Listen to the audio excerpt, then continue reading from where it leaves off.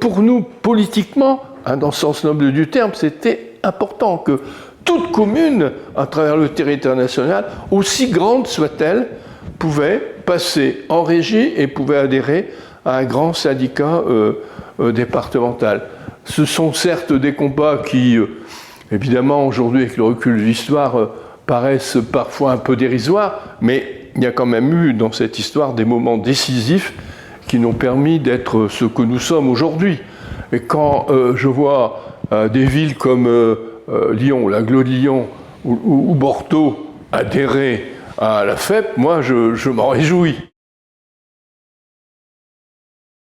Ce qui me plaît, c'est qu'aujourd'hui, à chaque fois qu'il y a des gros contrats à renouveler, dans la population et dans les élus, on n'échappe plus au choix entre un délégataire et une délégation de service public.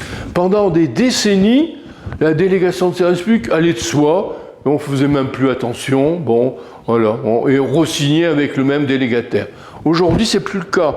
Je vois bien que maintenant, même dans les grandes communes, il y a vraiment un débat politique pour choisir le mode de gestion. Et ça, pour nous, c'est une victoire. Alors après, peut-être que ça ne change pas trop.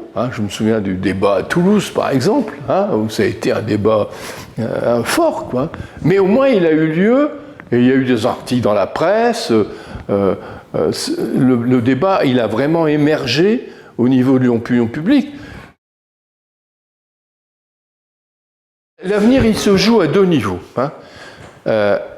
Il se joue, certes, au niveau national, c'est clair, et on voit bien que ça suppose que les intercommunalités spécialisées dans l'eau soient renforcées. Pour être clair, je suis surpris qu'en France, il y a encore des communes qui ont une régie communale, 200, 300, 400 habitants. Par rapport au problème de la gestion de l'eau en général, ça n'a plus de sens. Bon, c'est un débat qui a encore lieu de manière forte au Sénat, parce que le Sénat représente les collectivités, et quand on leur bouille qu'il faut faire absolument de l'intercommunalité, et arrêter de donner la gestion de l'eau à la moindre commune, c'est encore un débat fort, et les phénomènes de sécheresse qu'on vient de connaître ont montré la gravité de la situation.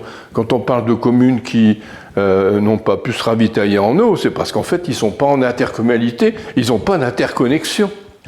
Alors que sur mes 700, enfin, en eau, 600 et des communes, ils sont toutes en interconnexion, c'est-à-dire que si j'ai un incident sur un réseau, je peux être ravitaillé par un autre réseau. C'est ça notre force aujourd'hui. Et donc pendant les phénomènes de sécheresse, j'ai pas eu de problème, quoi. Vous voyez ? Bon, donc il faut plaider l'intercommunalité la plus large possible pour gérer l'eau et l'assainissement. Et c'est comme ça que les régies ont toute leur place. Il y a une deuxième interrogation, c'est est-ce que l'Europe, est-ce que Bruxelles, pour dire les choses, va effectivement, dans ses directives, prendre en compte le destin des régies. On a créé Aqua Publica Europa. Donc ça, c'est la structure qui réunit les régies au niveau européen. Madame Mamet représente la France à Bruxelles. On sent bien que là, il reste une fragilité.